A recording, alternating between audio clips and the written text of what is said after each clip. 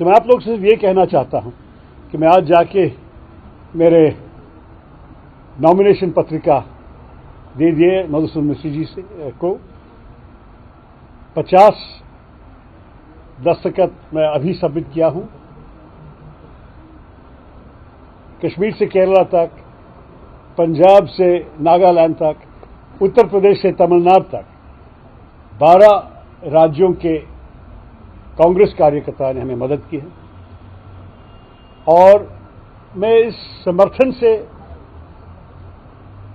Party को भी दिखाना चाहता हूं कि मेरी आवाज एक व्यक्ति की आवाज नहीं है। मैं अकेला चला था, जैसे मैंने मजरू सुल्तानपुरी के प्रसिद्ध शायरी को कोट करके आपको दिखाया। मैं अकेला चला था, लेकिन लोग आते रहे, चलते मेरे साथ और कारवां बनते गए। तो इसलिए मैं उनके समर्थन के साथ आज नॉमिनेशन फाइल किया और ये 50-60 होने वाला है, क्योंकि एक और फॉर्म हम तो हर इलाके से लेके आ रहे हैं। 3 बजे के पहले हम एक और फॉर्म भी सबमिट करेंगे और इसके साथ हमारी उम्मीद है कि कांग्रेस मजबूत बने और कांग्रेस पार्टी इस देश के आगे ले जाए। 21वां शताब्दी एक बहुत महत्वपूर्ण समय है भारत के भविष्य के लिए। हमने देखा है कि कुछ सालों से बहुत चीजें ठीक नहीं चल रहे हैं हमारे देश में।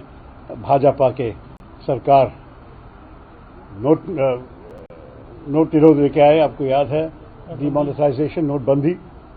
उसके बाद आपको याद है कि हमें एक बहुत बुरी रिकॉर्ड तक गिरना पड़ा कि हमारे इतिहास में सबसे बड़ी बेरोजगारी, क्योंकि जब तक हमने आंकड़े मेंटेन किए सरकार में, इतनी बड़ी बेरोजगारी कभी नहीं हुई है। और आजकल महंगाई जो आम आदमी महसूस कर रहे हैं, हम सब जानते हैं कि हमारे देश को एक बदलाव चाहिए और कांग्रेस मेरे ख्याल में होनी चाहिए बदलाव की पार्टी। तो ये सब कह के मैं आपका प्रश्न लेने के लिए तैयार हूं। ये हिंदी में भी है और आपको हिंदी और अंग्रेजी में जिस भाषा आप चाहते हैं हम दे सकते हैं। देखिए, ये घोषणा पत्र आपको पता है कि ये 9100 जो वोटर्स है, ये कांग्रेस पार्टी कार्यकर्ता डेलीगेट्स हैं, ये उनके लिए है। देश के बारे में कांग्रेस पार्टी की बहुत सोच है और देश के बारे में हम बहुत कहेंगे। लेकिन अभी इस चुनाव में हम पार्टी के भीतर किस किस्म के प्रगति लेके आने चाहते हैं, ये इस घोषणा पत्र में है। हम चाहते हैं कि आप देखिए, कायाकल्प की प्रक्रिया को अपनाएं, बड़ी जरूरी है कि संगठन का विकेंद्रीकरण, हमें डिसेंट्रलाइजेशन की काफी जरूरत है इस पार्टी में।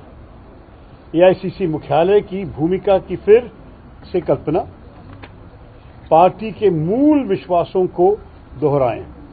कभी कभी लोग भूल जाते हैं, भूलना कभी नहीं चाहिए कि हमारे संकल्प, हमारी सोच जो भारत के बारे में है, ये भाजपा और हमारी सरकार से बहुत अलग है और ये हम बार बार जनता को याद दिलाना चाहते हैं। पार्टी में व्यापक भागीदारी,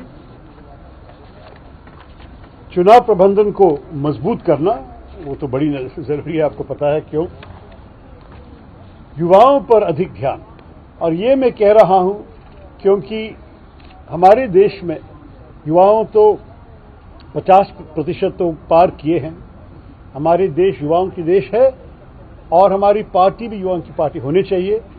भविष्य में अगर भारत के 21वां शताब्दी को हाथ में लेके अच्छा रोशनी ले आना चाहेंगे इस देश में, तो युवाओं को हमें शक्तिकरण देनी ही चाहिए। महिलाओं के लिए बड़ी भूमिका, ये बड़ी जरूरी है। उद्योग और पेशावरों के लिए आउटरीच के लिए शुद्ध हिंदी किसी ने बताएंगे मुझे, लेकिन आउटरीच के बारे में कहा इसमें। और सामाजिक कार्य के रूप में राजनीति को राजनीति के लोकाचार पर लौटे, क्योंकि कांग्रेस पार्टी, आपको पता है कि कुछ लोग सोचते हैं कि इलेक्शन लड़ने की एक मशीन है, लेकिन हर चुनाव के बीच में बहुत काम है जनता के साथ, और जब हम ये करेंगे, हम गरीबों को मदद करेंगे।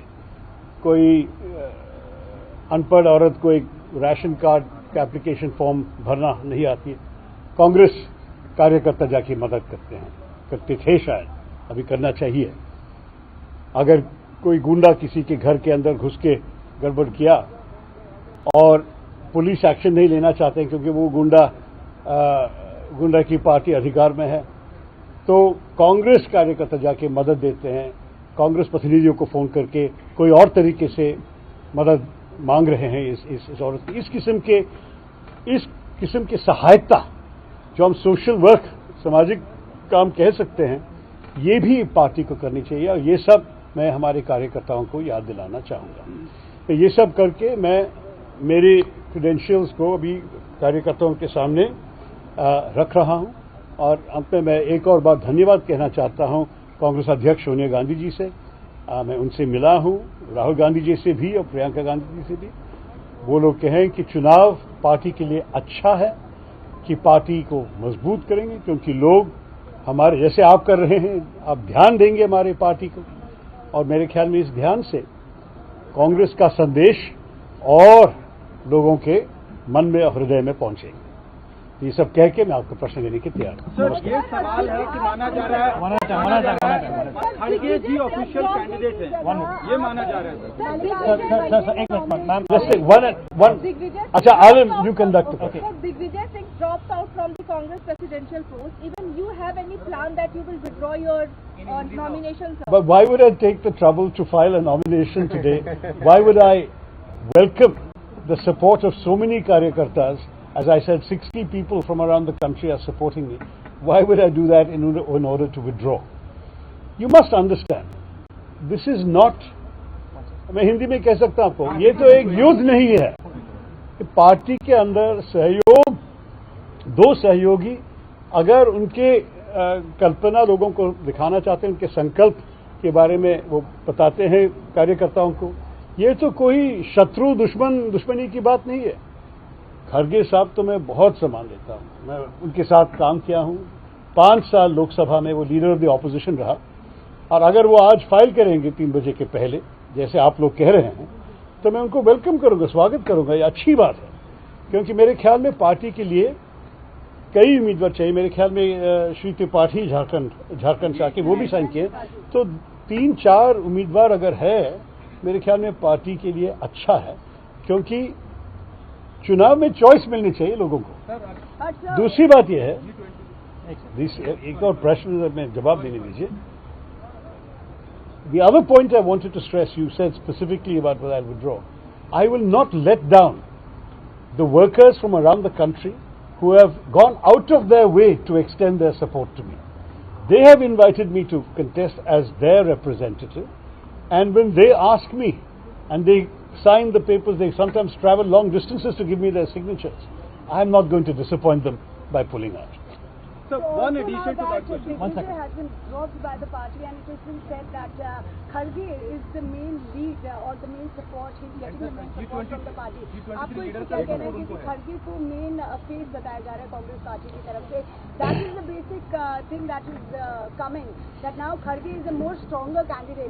What do you have? Listen, the Congress president has assured me that the Congress party has no official candidate, and that the Gandhi family will stay neutral in this race, and that they welcome as many candidates coming forward as possible. In that spirit, I have put forward my candidacy. It is not disrespect to anybody. It is a friendly contest that's going to happen. And as far as I'm concerned, in that friendly contest, we should be able to work cooperatively as colleagues. We are not enemies. We are not rivals. We are colleagues.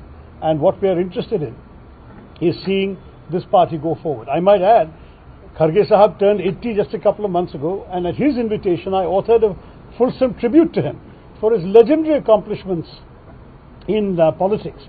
He was elected MLA 9 times. He was in the Lok Sabha once. He's been a terrific, twice I think, but anyway, he's been a terrific leader for many, many years. I think he's one of the great giants, the Bhishma Pitama of our party in some ways. He's the leader of the opposition in the Rajya Sabha. Let's respect Mr. Kharge. But there is no disrespect in saying that I have my own ideas to put forward, which may not be his ideas. He will put forward his ideas also, I'm sure, to the party workers. Let the party workers decide how to proceed. Sir, you are saying you represent the voice of the youth. So do you think Mr. Kharge will not be able to bring that rigor that you want to bring in the party? Look, I am not going to say anything negative about Mr. Kharge or Mr. Tripathi or Mr. Digvijay Singh. If these are party colleagues, they deserve my respect. Nothing negative about anybody. But I believe that, there is certainly an option that those who would like to continue the status quo, business as usual, will not be inclined to vote for me because I represent change, I represent a different approach, I represent a vision to take the party forward in a different way. The party has had some great successes in its storied history, but for some years now we have been suffering setbacks. And the question is, how do we stop those setbacks, change the narrative and move forward? Mr. Tharoor, would you take look for a consensus candidate if that can happen in the party election? Then why have an election? If the only desire was for a consensus candidate, then the Congress president could have found somebody and presumably a consensus would have been easily arrived at in the working committee. That's happened many times in the past. But once the working committee and the Congress president stood behind an election, that means an election must take place, and in that election we must put our own ideas forward. So I'm not at this point looking for, I don't think the party is looking for a consensus. If some colleagues want that, good for them, but I'm not necessarily one of those. Sir आपने manifesto में लिखा कि आपका एक उम्मीद आपके लिए कि सत्ता का संगठन का विकेंद्रीकरण भी होना चाहिए।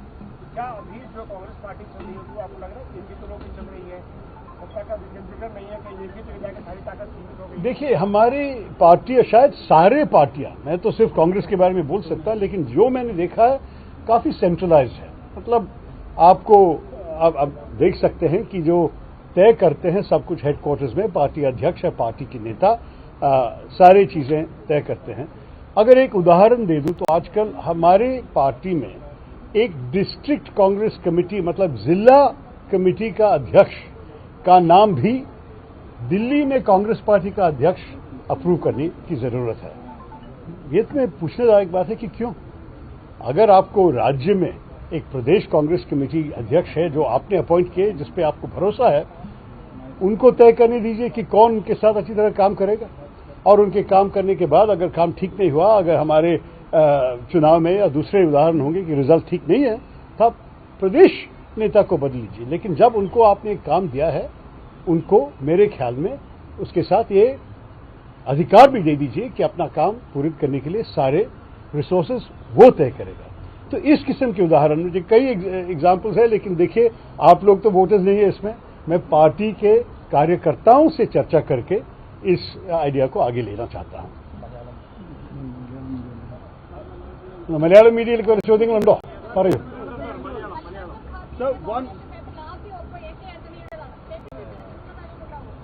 അല്ല, നോക്കൂ, ഇത് ഓരോരോ വ്യക്തികളുടെ വോട്ടാണ്. ഒരു PCC, ഏത് PCC വോട്ട്, ഞാൻ 12 പ്രദേശത്തിന് സിഗ്നേച്ചർ കൊണ്ടുവന്നിട്ട് നമ്മുടെ ഈ നോമിനേഷൻ പത്രികയിൽ. പക്ഷേ ഈ 12 പ്രദേശത്തിലും മിസ്റ്റർ ഖാർഗെയിൽ പിന്തുണ ഉണ്ടാകുന്ന എനിക്കൊരു സംശയവുമില്ല. കാരണം ഇതാണ് ഒരു ജനാധിപത്യ തെരഞ്ഞെടുപ്പിന്റെ അർത്ഥം. നിങ്ങൾക്കറിയാമല്ലോ, ഒരു തെരഞ്ഞെടുപ്പിൽ എല്ലാ വ്യക്തികളും 9100 ചില്ലാൻ വോട്ടേഴ്സാണ് ഉള്ളത്. അവരെല്ലാവർക്കും സ്വന്തം അഭിപ്രായം, സ്വന്തം തീരുമാനം എടുക്കട്ടെ. എന്റെ അറിവിൽ ഒരു PCCക്ക് എല്ലാവരുടെയും പേരിൽ ഒരു തീരുമാനം എടുക്കാൻ അവകാശമില്ലെന്ന് മാത്രമല്ല, മിസ്റ്റർ മിസ്ത്രി പറഞ്ഞു അത് സമ്മതിക്കില്ല. ഒരു തെരഞ്ഞെടുപ്പ് ഉണ്ടെങ്കിൽ ആ തെരഞ്ഞെടുപ്പ് ശരിക്ക് നമ്മുടെ ഭരണഘടനത്തിൽ എഴുതിയ നിയമങ്ങൾ പ്രകാരമാണ് നടക്കേണ്ടത്. So just stressing that as far as the constitution of the Congress is concerned, there is no provision for PCCs to pass resolutions binding all their delegates. Every individual delegate has the right to vote as he or she wishes, and that is the way in which we expect to see the election conducted. सवाल यह है कि आपने कहा कि चुनाव है neutral होगा, ऐसा आपको टॉप मैनेजमेंट ने कहा है, गांधी परिवार ने ऐसा कहा है। जी जी। लेकिन जब G23 लीडर पूरा सपोर्ट खड़गे साहब को देंगे तो फिर निष्पक्षता कहाँ रह जाती है? लेकिन ये G23 क्या है, असल में यही पूछना चाहिए, क्योंकि ये तो माध्यमों के मन में है। जैसे मैं जानता था कि 2-3 हमारे वरिष्ठ नेताओं एक चिट्ठी लिखी और वो दस्तखत मांगे कई लोगों से, लेकिन कोविड लॉकडाउन का समय था और उस समय सिर्फ 23 लोग उनको मिले दिल्ली में दस्तखत करने के लिए। लेकिन उन लोग, मेरे ख्याल में 100 से ज्यादा लोग का समर्थन मिले टेलीफोन पे, लेकिन ये चिट्ठी में 23 लोग साइन किए। उन 23 लोग में आपको पता है कि 3 लोग पार्टी छोड़ के चले गए और दूसरे पता नहीं उनके स्टैंड क्या है इसके बारे में। लेकिन उस चिट्ठी जो लोग साइन किए हैं उसमें कई बदलाव चाहते थे लोग। एक उदाहरण है कि चुनाव कि अध्यक्ष स्थान के लिए भी चुनाव और कांग्रेस वर्किंग कमेटी के लिए भी चुनाव। मेरे ख्याल में ये सब चलना अच्छी बात है। तो अभी कांग्रेस पार्टी कर रही है, मतलब ये चिट्ठी कांग्रेस पार्टी ने काफी गंभीरता से पढ़ के समझी है। अगर आप उनके बारे में बोल रहे हैं तो ये 23 लोग मेरे ख्याल में कभी भी एक साथ इकट्ठे नहीं हुए हैं मेरी जानकारी में। अगर उनमें से कुछ लोग, 4-5 लोग जो भी है, खड़गे साहब को मदद करेंगे, मैं बिल्कुल रिस्पेक्ट करता हूं। ये तो अच्छी बात है खड़गे साहब के लिए। लेकिन जब 9100 लोग अपनी राय को तय करके वोट देना है तो 4-5 लोग पूरे के लिए निश्चय नहीं कर सकेंगे ना। मेरे ख्याल में वो लोग अगर 23 के लिए भी नहीं निश्चय किए हैं तो 9000 लोग के कैसे निश्चित हो जाएगा।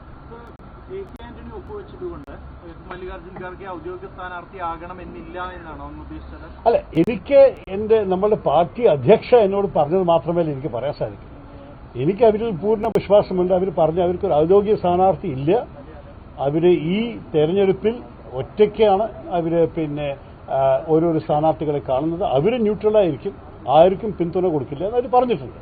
ഇനി നിങ്ങളുടെ മാധ്യമത്തിന്റെ അഭിപ്രായത്തിൽ ഓരോരോ സിഗ്നേച്ചറിന്റെ അർത്ഥം വേറെ വല്ലതുമാണെന്നുണ്ടെങ്കിൽ അത് നിങ്ങൾ തന്നെ തീരുമാനിച്ചോളൂ. ഞാൻ എന്റെ അധ്യക്ഷ പറഞ്ഞ കാര്യങ്ങളിൽ ഞാൻ മനസ്സിലാക്കിയിട്ട് മുന്നോട്ട് പോകാൻ സാധിക്കുള്ളൂ. ഞാൻ അദ്ദേഹത്തെ കണ്ടിട്ടുണ്ട്, പല നേതാക്കളോട് സംസാരിച്ചിട്ടുണ്ട്. പലവരും എന്നോട് ആ സമയത്ത് പറഞ്ഞത് അവർക്ക് കുറച്ച് സമയം കൂടി വേണം ഇതിനെക്കുറിച്ചൊക്കെ ചിന്തിക്കാൻ. ആ ചിന്ത എടുത്ത ശേഷം അവരൊരു സ്റ്റാൻഡ് എടുത്തിട്ടുണ്ടെങ്കിൽ അത് അവരുടെ തീരുമാനമാണ്. നമ്മൾക്ക് ഒരു സ്വാതന്ത്ര്യമുണ്ടല്ലോ രാഷ്ട്രീയത്തിൽ ഓരോരു തീരുമാനമെടുക്കാൻ. ഇന്ന് 2 യുവ MLA-മാർ കേരളത്തിൽ എനിക്ക് പിന്തുണ പ്രഖ്യാപിച്ചു, ശബരിനാഥനും മാത്യു കോഴിനാഥനും. അപ്പൊ ഇങ്ങനെ നമ്മൾക്ക് പ്രായമുള്ള ചില നേതാക്കളെ നല്ല ബഹുമാനമുണ്ട്. പക്ഷെ ഭാവിയെക്കുറിച്ച് ചിന്തിക്കുന്ന ചില ചെറുപ്പക്കാർക്ക് വല്ല വേറെ ഐഡിയാസ് ഉണ്ടെങ്കിൽ അതിനെയും നമ്മൾ സീരിയസ് ആയി എടുക്കണ്ടേ? അതാണ് ചോദ്യം. So there is one question. When you went with your supporters, but when Mr. Khadge went, there was Mr. Gehlot, Digvijay Singh, Dipendra Huda, so a battery of leaders backing him, which sends out a signal that the High Command is some way with him. So where does the neutrality of the election stand in that case? I go by the assurances given to me by the party president and by other leaders, including the former president. They have made it very clear that as far as they're concerned, there is not and will not be an official candidate. Now, if appearances suggest otherwise, I think that one of the differences between the approach that has been adopted of a whole series of senior leaders going, and in my case a whole series of ordinary party workers going, it already tells you a story. Do you want the continuation of the status quo? Do you want the establishment to continue in this way? Then definitely you must vote for Mr. Khadge. Do you want change? Do you want to empower the grassroots? Do you want to give opportunities in the party at the lowest levels, revitalize and re-energize the districts, the blocks, the states, rather than being a top-heavy, inverted pyramid kind of organization? If you want that, then please consider voting for me. Tharoor sir, sir, throw light on who all have been your proposers, and are there any MPs who have signed on your nomination? There are indeed a few MPs. I think at this stage, until the scrutiny of the forms is complete tomorrow and all candidates accepted, I don't think that I will be revealing any names. I've told you how many states, I've told you how many signatures. The scrutiny is tomorrow, we'll see.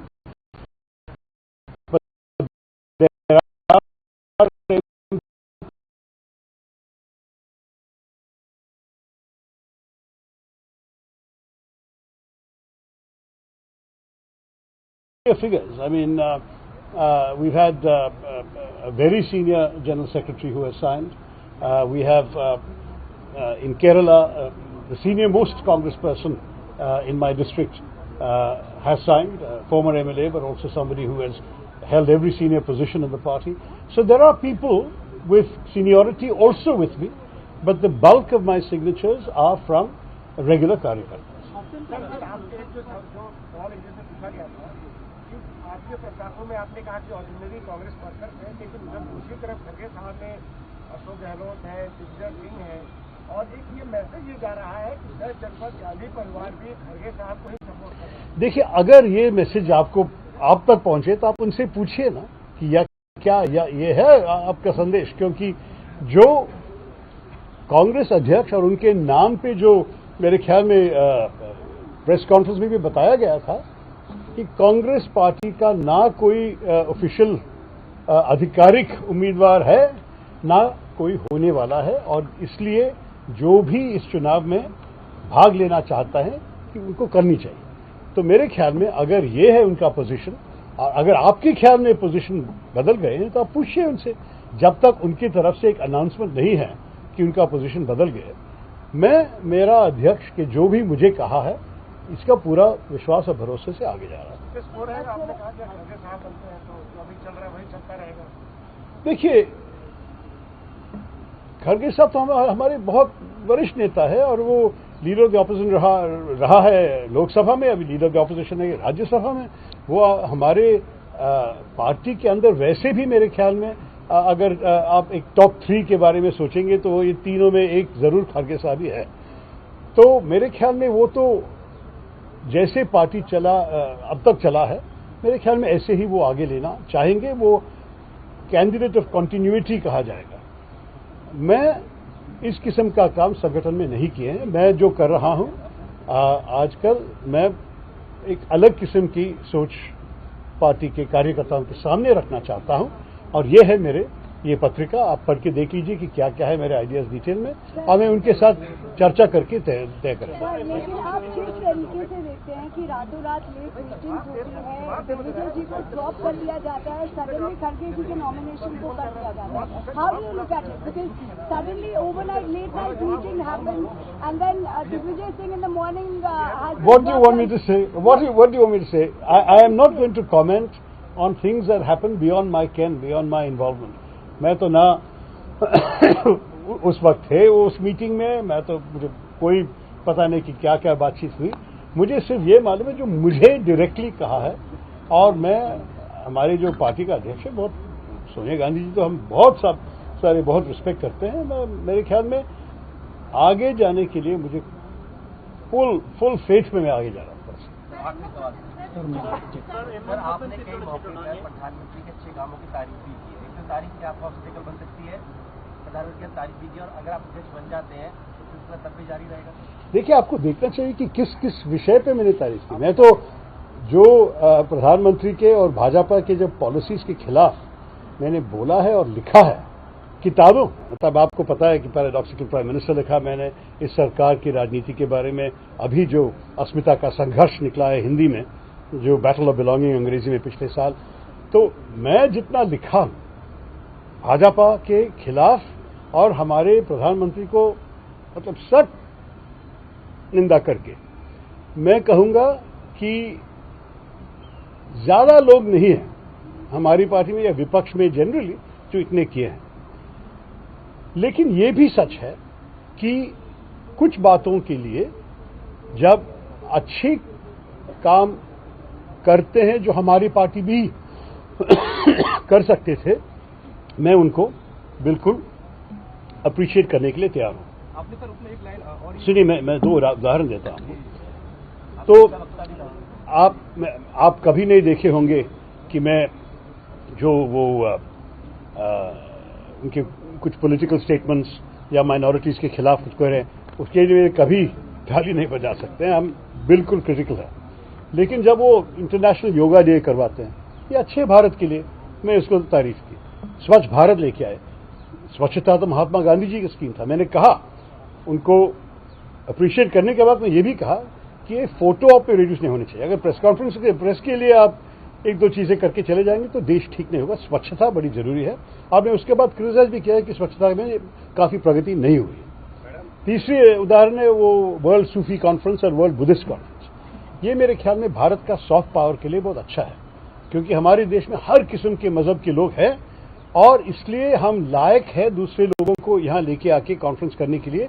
ये मेरे ख्याल में अच्छा लगा। लेकिन unfortunately एक बार हुआ और उसके बाद ना कोई वर्ल्ड सूफी कॉन्फ्रेंस भारत में हुआ है ना कोई वर्ल्ड बुद्धिस्ट कॉन्फ्रेंस। मैं पूछना चाहता हूं कि और अंतिम चीज, मेरे ख्याल में और कोई उदाहरण नहीं मिलेंगे आपको मैं तारीफ करने वाले। अंतिम चीज मैंने जो तारीफ किया था उनके भाषण, ने कहा कि बहुत अच्छा भाषण, उनका भाषण जो देते हैं हिंदी में, मैंने सोचा कि हाँ, मुझे लग रहा है कि अटल जी से भी बेहतर, मतलब सब लोग कहते थे कि वो नंबर 1 था। लेकिन मैं उसी लफ्ज में क्या कहा, भाषण देने में बहुत अच्छा है लेकिन उसको इम्प्लीमेंटेशन करने में जमीनी तरीके में क्या फर्क लेके आए।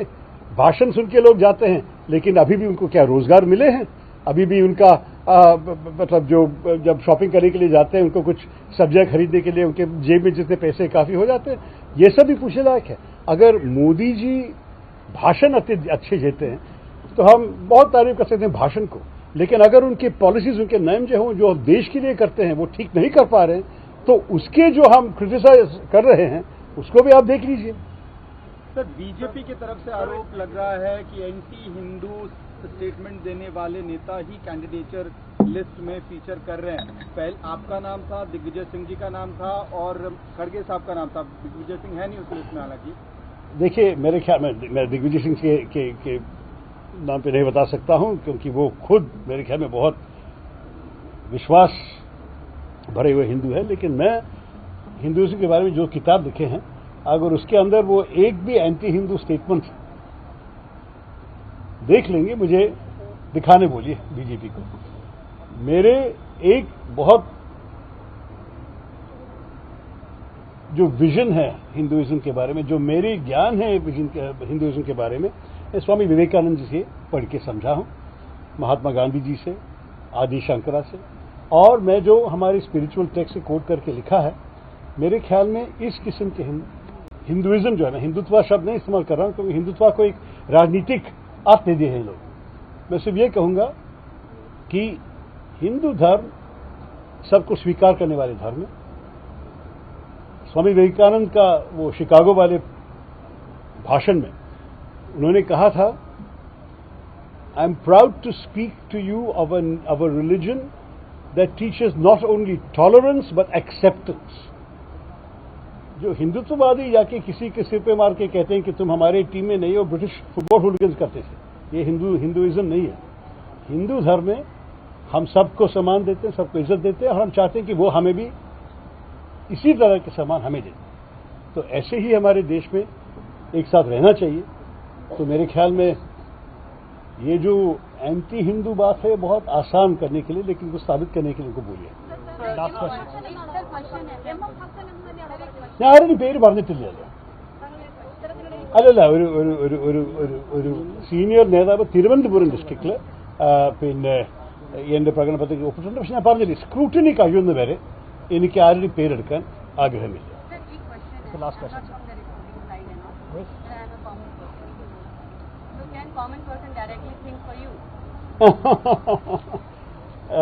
This is an election only for Congress voters. Without any, app or, putting your numbers because a lot of procedure when we, try to, enroll with any BJP or Congress or Aam Party, they become very politics. So people get very disturbed. कि app download करो, फिर इसको करो, उसको करो, उसको करो. We want my relation with my leader should be very transparent. So we need people like you. Let me say very honestly that one of the reasons that many party workers called me and said they want me to contest for this is they argued that I would attract people to the Congress Party's mission who are not amongst the traditional voters of the Congress Party. As you say, you are not. Ordinary people who care about the future of the country but who did not vote for the Congress in 2014 or 2019, we need them back. We are not going to surrender them permanently to the BJP. And therefore, if I, through my ideas and my outreach, can attract such people back into the party, I am very happy to do it, and that is the reason why so many people wanted to sign my form. Unfortunately, 2 successive elections we had 19%. We know we have to crack that ceiling. Where are the extra votes going to come from? Who can bring them?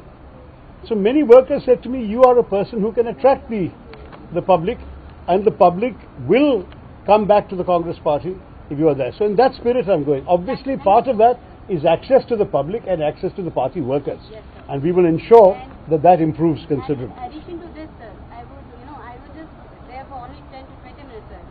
Very impressive. Okay, sir. And I told one of your bodyguards, sir.